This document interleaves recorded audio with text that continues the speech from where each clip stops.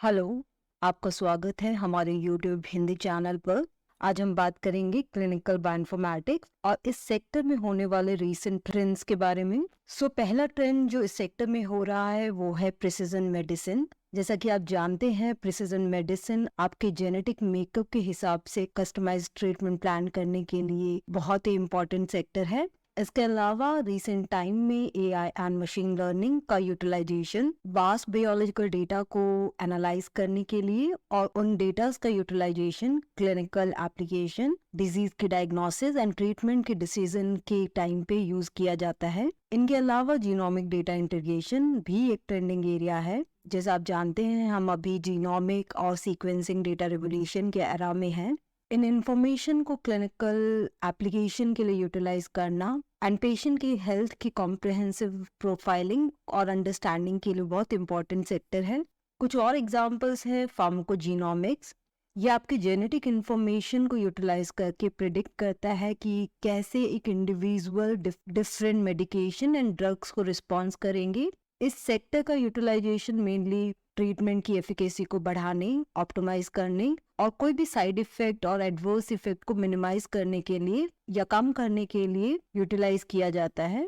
इनके अलावा single cell analysis, आप जितना भी किसी सेल और बायोलॉजिकल सिस्टम को मॉलिक्यूलर और डीपर लेवल में समझेंगे, उतने ही अच्छे से आप उनका अप्लाइड यूटिलाइजेशन कर सकते हैं।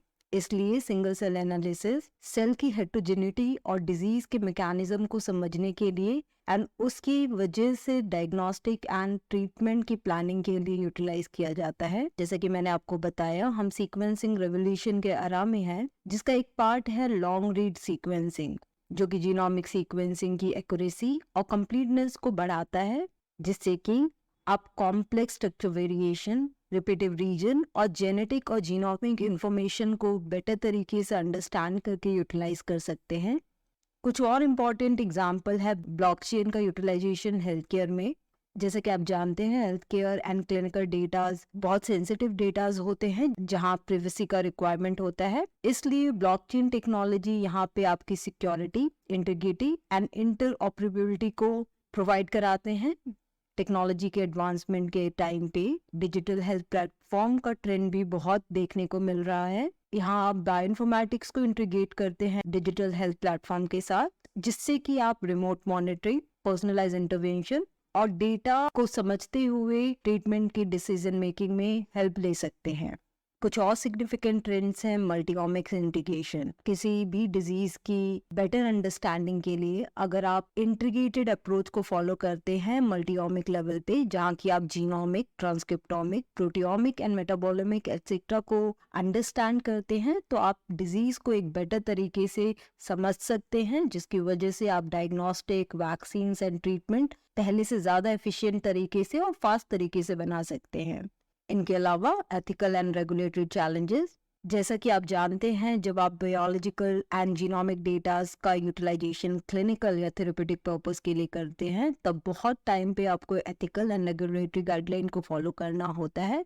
तो इस सेक्टर में भी अपग्रेडेशंस का ट्रेंड है। आई होप ये सेशन आपके लिए हेल्पफुल रहा हो। अगर आपको इस सेक्टर या बायोइन्फॉर्मेटिक्स से रिलेटेड कोई भी डाउट हो या आप ट्रेनिंग या प्रोजेक्ट में इंटरेस्टेड हैं, तो आप हमें अप्रोच कर सकते हैं। और अगर आप किसी भी और टॉपिक पे डेमो वीडियोस या ट्यूटोरियल वीडियोस चाहते हैं, तो आप कमेंट सेक्शन में हमें लिख के बता सकते हैं। Thank you.